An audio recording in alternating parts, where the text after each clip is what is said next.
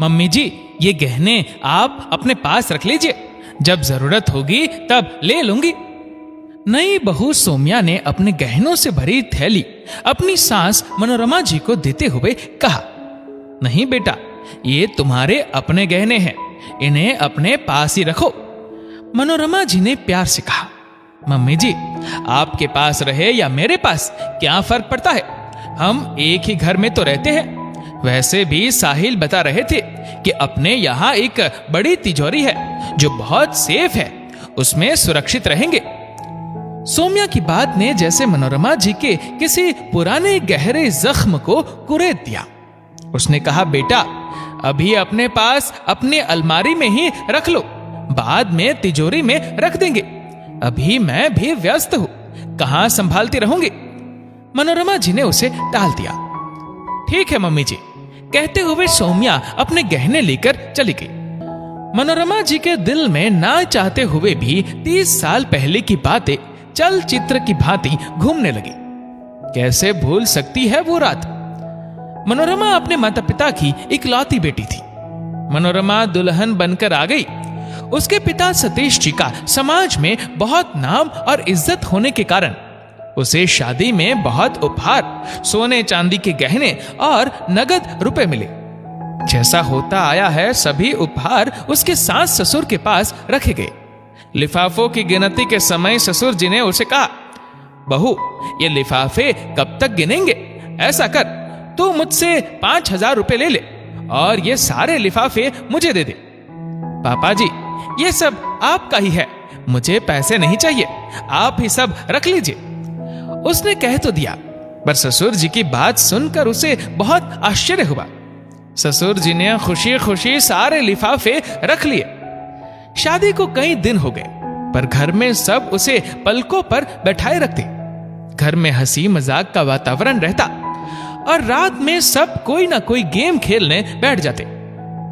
मनोरमा जी को वहां बहुत अच्छा लगता था, जैसे उसका मायका ही हो।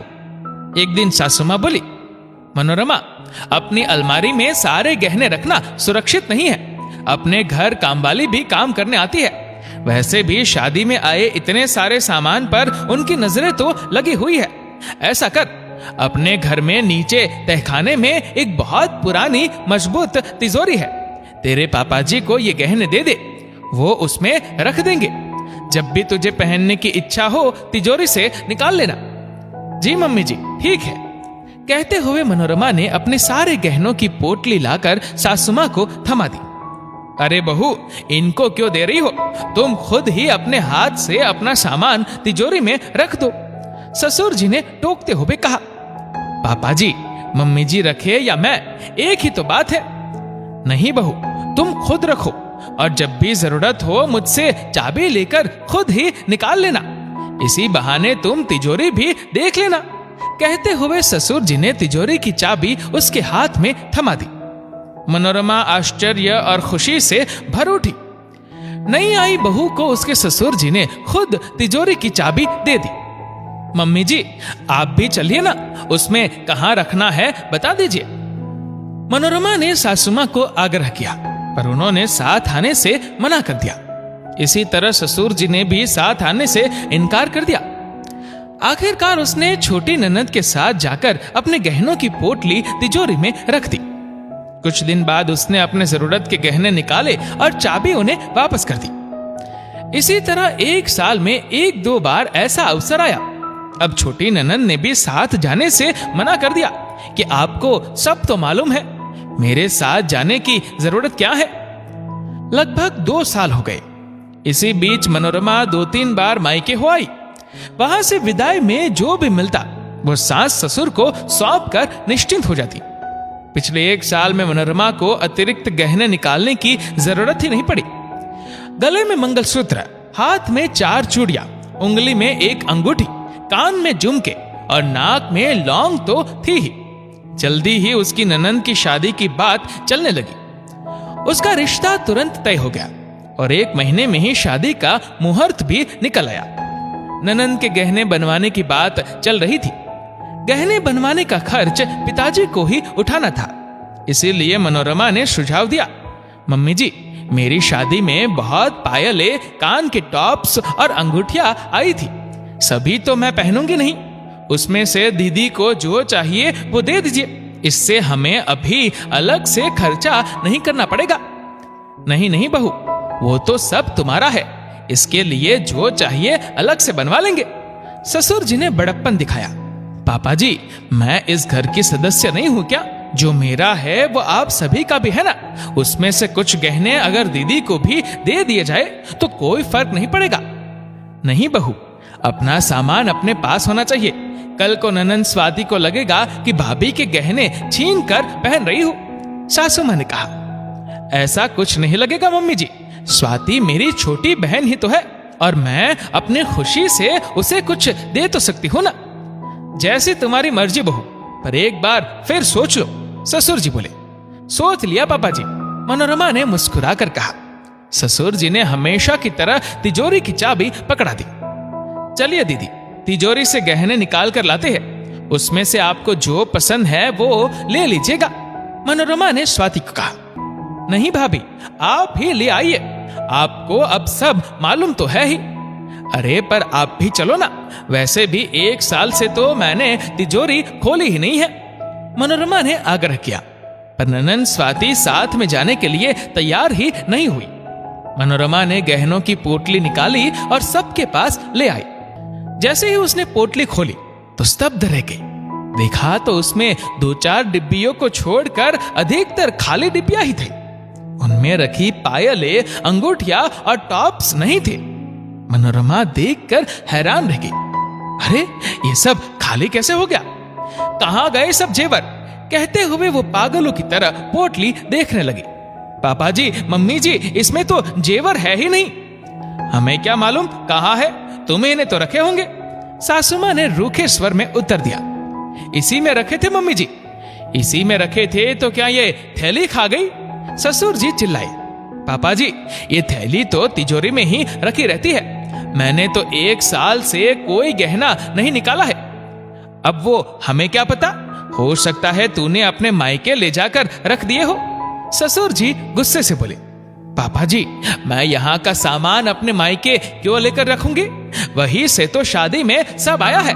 अपने ससुर से जबान लड़ाते शर्म नहीं आती तुझे? चोर कहीं की, अपने हाथ से खुद जेवर निकालती और रखती थी। अब हमें क्या मालूम कि तुमने उसमें से कब, क्या, कितना निकाला? सासू मां ने गुस्से से कहा। सब ले जाकर अपने मायके रखाई और हम पर इल्जाम लगा रही है। ससुर जी ने गुस्से से कहा। मैंने आप पर कोई इल्जाम नहीं लगाया पापा जी। अब तो मुझे जाकर तिजोरी में देखना पड़ेगा कि ये चोर और कौन कौन सा सामान चुरा कर अपने मायके ले गई। ससुर जी बोले।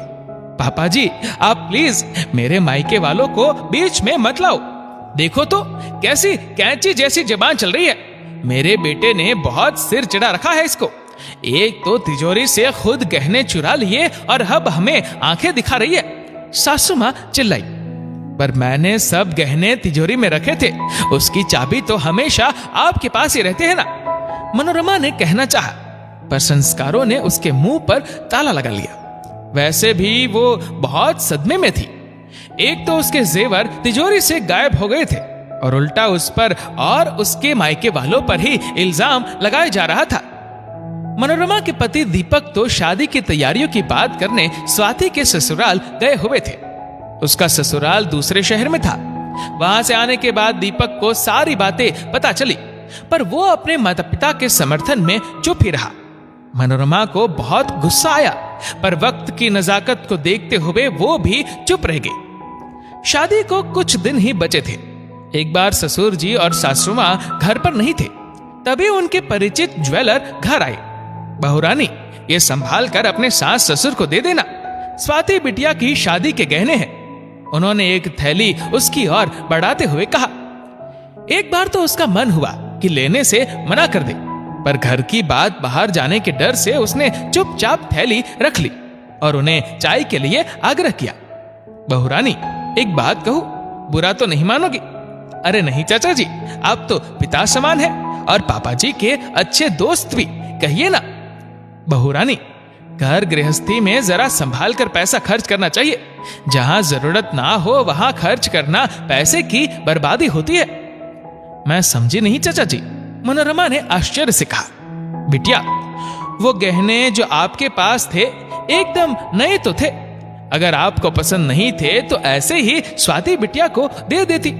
नए गहने बनवाने में बनवाई का खर्चा बेवजह सिर पर आ गया। अब लड़की की शादी में तो वैसे ही सैकड़ों खर्चे लगे रहते हैं। उनकी बात सुनकर मनोरमा हतप्रभ रह गई। अब उसे सारा माजरा समझ में आ गया। तिजोरी से उसके गहने निकालकर उसके ससुर ने ही बेच दिए और नए गहने बनवाए ताकि वो उन पर अपना हक ना जता सके। खुद ने चोरी की और उसी पर झूठा इल्जाम। कुछ गलत बोल गया हो तो माफ करना बहुरानी, ज्वेलर बोले। नहीं नहीं चाचा जी, आपने तो आज मेरी आंखें खोल दी। उनके जाने के बाद मनोरमा ने दीपक को सारी बात बताई, पर परिवार में और समाज में बेइज्जती का हवाला देकर दीपक ने चुप करवा दिया। उसे बहुत दुख हुआ। उसे गहने जाने का इतना दुख नहीं था जितना उनके इस व्यवहार का हुआ। उसने तो खुद ही अपने गहने देने का प्रस्ताव रखा था, पर उसके साथ इतना बड़ा धोखा किया गया। मनोरमा ने अपने ससुराल वालों को आईना दिखाने की सोची, लेकिन उसके माता पिता के सिखाए हुए संस्कार उसकी आंखों के सामने आ गए। मनोरमा के माता पिता ने सिखाया था कि अगर हमारे साथ कुछ बुरा होता है तो उसका जवाब देने वाले हम इंसान कौन होते हैं। सभी चीजों का हिसाब ऊपर वाले के पास सदा रहता है और ऊपर वाला सबको जवाब दे ही देता है। मम्मी मम्मी, सौम्या की आवाज सुनकर मनोरमा वर्तमान में लौट आई। मम्मी, ये मुझसे नहीं संभलेंगे, गहने आप ही रखो। कहते हुए उसने गहनों की थैली उसके सामने कर दी। क्यों नहीं संभलेंगे? हमारी सौम्या बहुत समझदार है। ऐसा कर, कुछ गहने अपने पास रखकर बैंक में अपने नाम से एक लॉकर ले ले, उसमें सारे भारी गहने रख देना। मनोरमा ने मुस्कुराते हुए कहा। पर मम्मी, अपने यहाँ वो तिजोरी है ना, वो बहुत पुरानी हो गई है। इससे तो बैंक का लॉकर ज्यादा सुरक्षित है। कहते हुए मनोरमा जी मुस्कुरा दी। उसके चेहरे पर एक सुकून था कि कम से कम उसकी बहू के गहने तो खुद उसके पास हमेशा रहेंगे। दोस्तों, इस वीडियो को आप किस तरह से देखते हैं नीचे कमेंट करके जरूर बताएगा। और अगर आपको वीडियो अच्छा लगा हो तो इस वीडियो को लाइक करेगा, शेयर करेगा ज्यादा से ज्यादा लोगों तक। और ऐसे ही और भी इंस्पिरेशनल वीडियोस के लिए सब्सक्राइब करें हमारे यूट्यूब चैनल को और फेसबुक पर फॉलो करें हमारे पेज को। धन्यवाद।